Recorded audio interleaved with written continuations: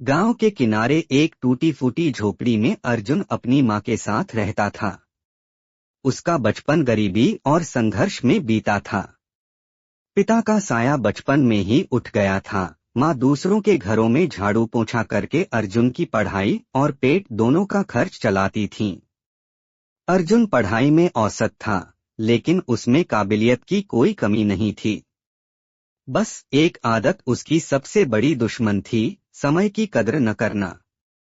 वह स्कूल के बाद अक्सर दोस्तों के साथ घंटों खेलने निकल जाता, मोबाइल में गेम खेलता या यूं ही बेकार बैठा रहता। माँ लाख समझाती, लेकिन अर्जुन को लगता कि अभी तो उम्र है खेलने की, काम तो बाद में भी हो जाएगा।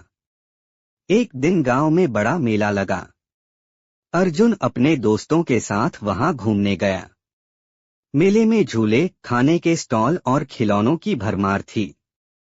अर्जुन का ध्यान एक कोने में बैठे बूढ़े व्यक्ति पर गया, जिसने एक बोर्ड लगाया था, समय सबसे बड़ा धन है, इसे बर्बाद मत करो।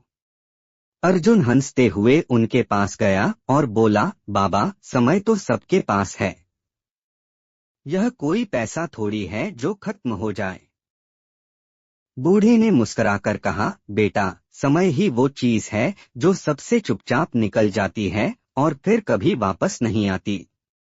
जो इसकी कदर करता है वही जीवन में सफल होता है। अर्जुन ने उनकी बात को हल्के में लिया और दोस्तों के साथ आगे बढ़ गया। रात को माँ काम से लौटकर बेहद थकी हुई थीं।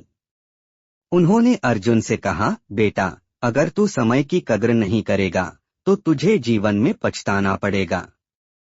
मैं दिन रात मेहनत करती हूँ ताकि तू कुछ बन सके, लेकिन अगर तू ऐसे ही समय बर्बाद करता रहा तो मेरी मेहनत बेकार जाएगी। अर्जुन ने सिर झुकाया, लेकिन अगले ही दिन फिर से दोस्तों के साथ निकल गया। उसे अभी भी समय का मूल्य समझ नहीं आया था। समय बीतता गया। परीक्षा आई और अर्जुन की तैयारी लगभग शून्य थी।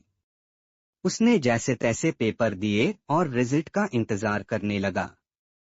परिणाम आया, अर्जुन फेल हो गया। वो दिन अर्जुन के जीवन का सबसे दुखद दिन था। माँ की आंखों में आंसू थे। रिश्तेदारों ने ताने मारे, क्या होगा इस लड़के का, दिन भर आवारा घूमता है, अब भुगतो। अर्जुन चुप था। उस रात उसने देर तक माँ के आंसू देखे। पहली बार उसे भीतर से शर्म आई। अर्जुन ने उस रात अपने जीवन को बदलने की ठान ली।